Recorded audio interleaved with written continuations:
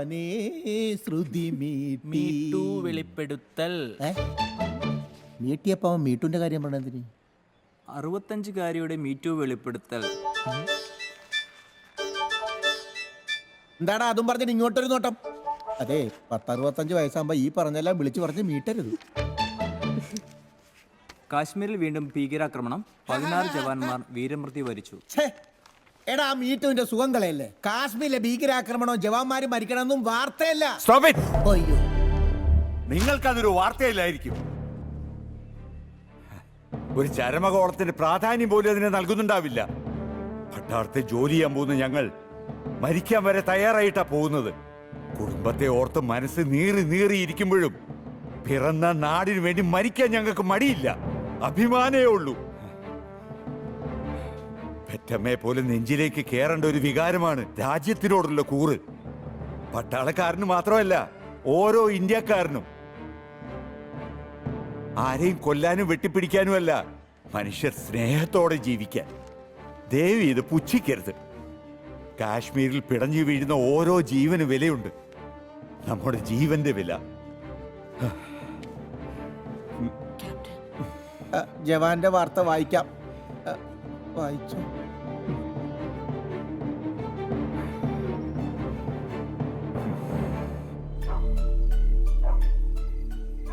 അങ്ങനെ ഇരിക്കെ ഒരു ദിവസം രാത്രി 12 മണിയായപ്പോ രാജകുമാരനൊരു മോഹം.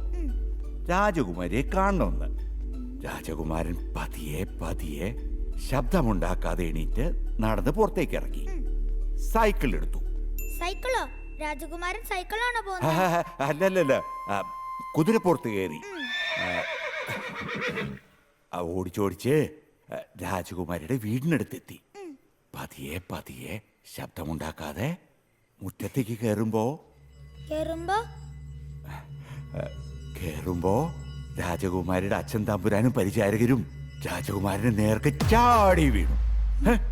അവര് രാജകുമാരനെ കെട്ടിയിട്ടു. പരിചാരകരും മറ്റു തമ്പുരാക്കന്മാർ ഓടിയെത്തി. അവര് രാജകുമാരനെ ക്രൂരമായിട്ട് ഡിഷു ഇടിച്ചു. എന്നിട്ട് രാജകുമാരി വന്നില്ലേ? വന്നു. രാജകുമാരി വന്ന് അപ്പൻ തമ്പുരാന്റെ കാൽക്കൽ വീണ് കേണപേക്ഷിച്ചു രാജകുമാരനെ വിടാൻ. പക്ഷേ അവര് കേട്ടില്ല. എന്നിട്ട് ഒടുവില് സങ്കടം സഹിക്കാനാവാതെ രാജകുമാരി അലറി കരഞ്ഞുകൊണ്ട് ഇരുളിലേക്ക് ഓടി രാജകുമാരി പുഴയിലേക്ക് എടുത്തു ചാടി. ഈ സമയം അവര് രാജകുമാരനെ വിട്ട് രാജകുമാരിയുടെ പുറകെ ഓടി.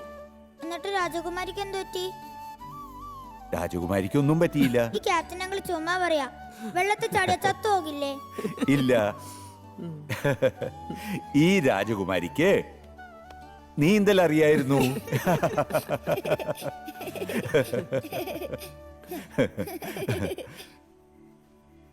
കർത്താവേ,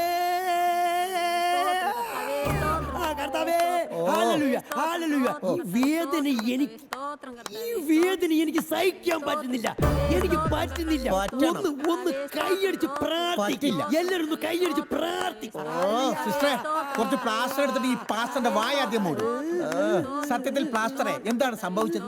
ഞങ്ങൾ പ്രാർത്ഥിക്കാൻ പോയപ്പോ ഒരു പട്ടി വന്ന് കടിച്ചതാണ്. അയ്യോ, പട്ടി കടിച്ചാണോ? അതെ, ഈ പട്ടി കടിച്ച പാസ്റ്ററിന്റെ ആരായിട്ട് വരും നിങ്ങൾ? അതൊരു ദാസിയാണ്. എന്റെ കൂടെ സ്ഥിരം പ്രാർത്ഥനയ്ക്ക് മാത്രം വരുന്ന ഏതോ ഒരു ദാസിയാണ്. ദാസി മാത്രമാണല്ലേ? എന്താണ് ദാസിയുടെ പേര്? ദാസിയോ? ഞാൻ ഇയാളുടെ ഭാര്യയാണ്. 5 മക്കളുടെ മാതാവാണ്. 5 മക്കളോ? അപ്പൊ പേര് കുഞ്ചിയമ്മ എന്നാണോ? സത്യത്തിൽ പാസ്റ്ററെ, എന്താണ് പട്ടി കടിക്കാനുണ്ടായ കാരണം? ഞങ്ങൾ രണ്ടുപേരും പ്രാർത്ഥിക്കാൻ പോയ നേരത്ത്, ഭൂമിയിലെ സകല ജീവജാലങ്ങൾക്കും വേണ്ടി പ്രാർത്ഥിക്കുന്ന നേരത്ത്, ഇതൊന്നും അറിയാത്തൊരു പട്ടി, ഒരു ശുനകൻ, ഒരാവശ്യമില്ലാതെ എന്നെ കടിച്ച. എന്റെ പ്രാർത്ഥന കേട്ട് പട്ടിക്ക് ഭ്രാന്ത് പിടിച്ചേ. കുത്തി കേട്ടിട്ടേ ചീറ്റി കളിക്കാൻ. തിരിഞ്ഞെങ്ങോട്ട് കിടക്ക്, ചന്തിക്കാണ് കുത്തേണ്ടത്. കൈ കൊട്ടല്ലേ പെണ്ണുമ്പിള്ളേ. സാത്താന്റെ മൂത്രമൊക്കെ മൂത്രം ഇത്രക്കേ ഉള്ളൂ.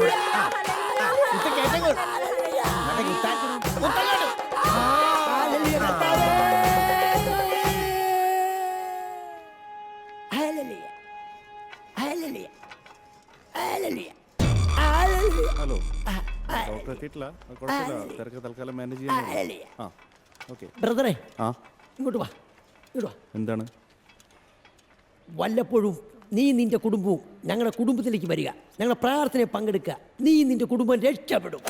ഇത് എവിടെ നിന്ന് വന്നടാ കണ്ണു തുറക്ക്, അവൻ പോയി. പറഞ്ഞു സാറേ. ഹല്ലേലൂയ. ആ ഇല്ല വേറെ കുഴപ്പമില്ല hallelujah. Hallelujah. Hallelujah. Hallelujah. Hallelujah. ദാ.